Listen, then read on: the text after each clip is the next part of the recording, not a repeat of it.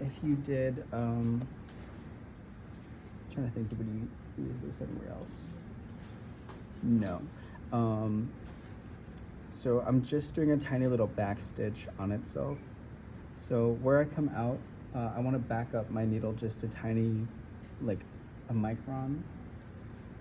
And I want to go through my layers. So the length of the stitch is 1/4 inch to 3/8 of an inch, but it sits anywhere from like 1/8 of an inch to 1/4 inch away from this edge.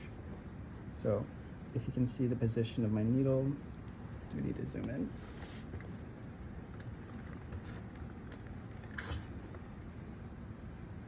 Is that okay? All right, cool. So here, I'm just going away from my edge.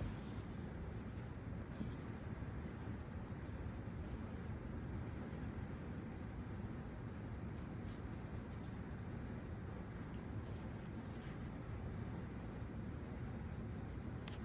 Oops.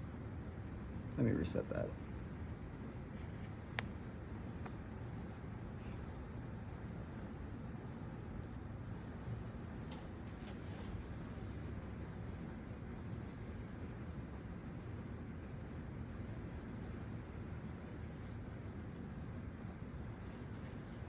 All right, underneath here,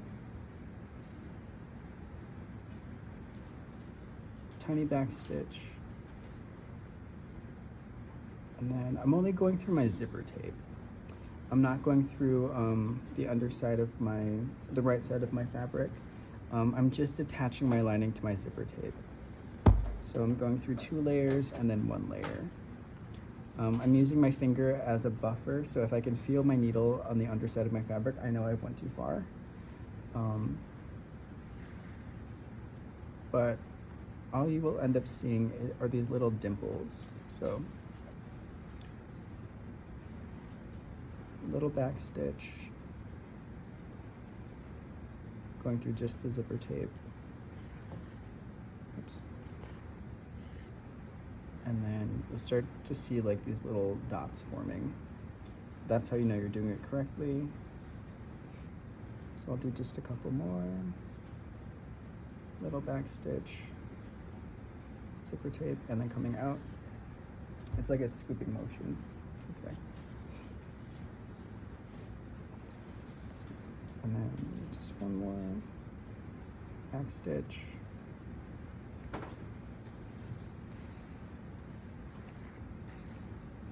So what you should see is a little lip underneath here.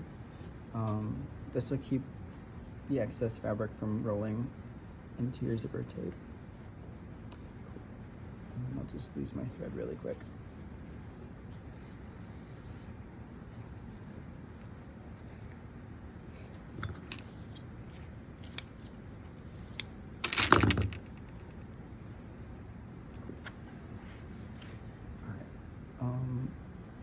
To set this at the waist, I want to create a running stitch, just an uneven basting stitch, just to hold my layers together.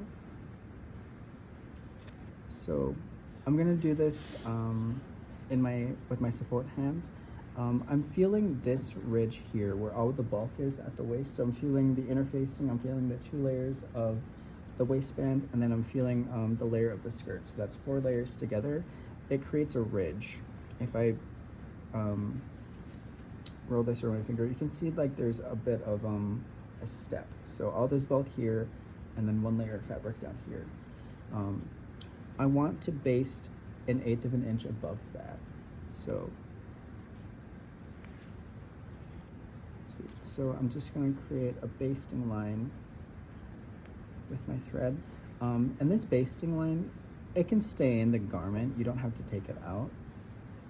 But what I like to do at this point is I get rid of my pins, and I use this basting line as a guideline for my stitching when I put my waistband together. So I'll only do the back panel.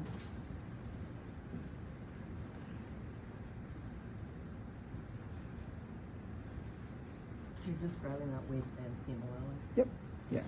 So I think I'm probably going through like 1 or 2 layers, but I'm making sure that I don't see anything on the waistband here. Oops, get rid of that. So I don't want my stitch to go all the way through. If you reach like the core, the interfacing, totally fine. Just make sure it doesn't go through that final layer.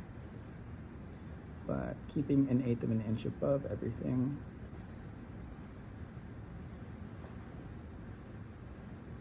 I'll stop here and do a quick little loop in place.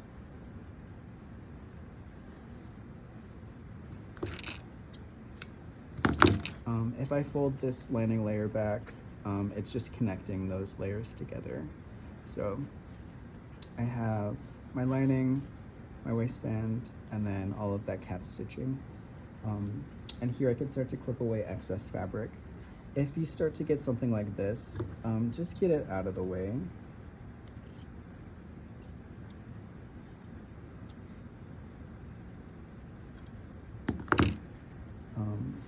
What you want to do is align this raw edge with the center of your cat stitches. So with all these layers, it should kind of reach up in that point. But you'll do this all the way along the waistband, stopping at the zipper tape on both sides. And then from here, you can take your strip of bias. I'm gonna clip this end because I don't want a diagonal. But from here, we just tuck and fold. So I want 1/4 of an inch seam allowance. And then I want to bring it right to this edge here, this tab. So like we did with the ties, I want to create another margin. So you can pin this to start if you want to.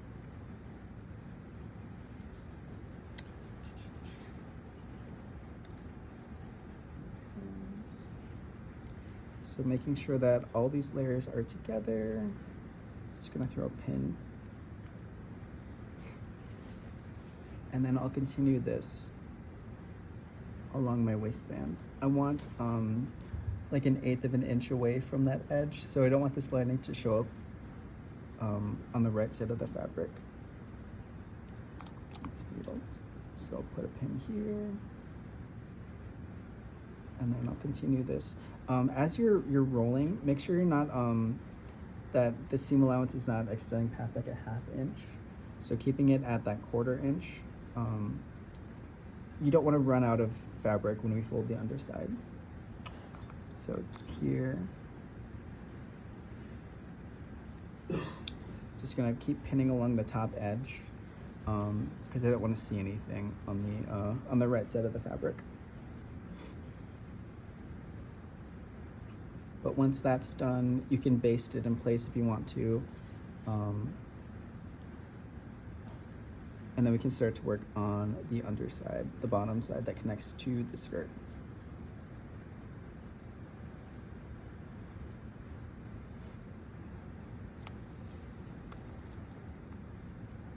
So essentially all we're doing here is just making sure that everything looks pretty and neat. So we want to make sure that we have 1 inch all along the waistband. And I'm going to use this guideline, my basting line, as my fold edge. So as I continue on, as I pin it, I just want to make sure that it's not going too far down below, that I'm keeping my, my line consistent. So I can use that basting line that I've placed as a guideline. So on the correct side, are you still in the waistband there? Yep. Yes. Yeah. So on the right side we'll be there. On the underside we'll just see that. And then from here, once this is all pinned, you can baste this together if you want to. But all we do at this point is put a slip stitch around everything. And then that'll take care of the skirt. So the hem can be blind stitched, can be slip stitched. Just make sure that you have that jump pleat down at the bottom. The center back is also slip stitched, making sure that our vent opening is secure, that we have like a 1/8 margin on the underlap. And then here on the overlap, we'll have like 3 inches of exposed skirt. We'll have a fold of 3 inches. So that will take care of that.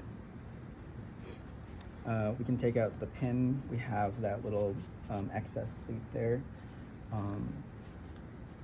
The darts will be taken care of. The zipper will be taken care of. Everything's good to go.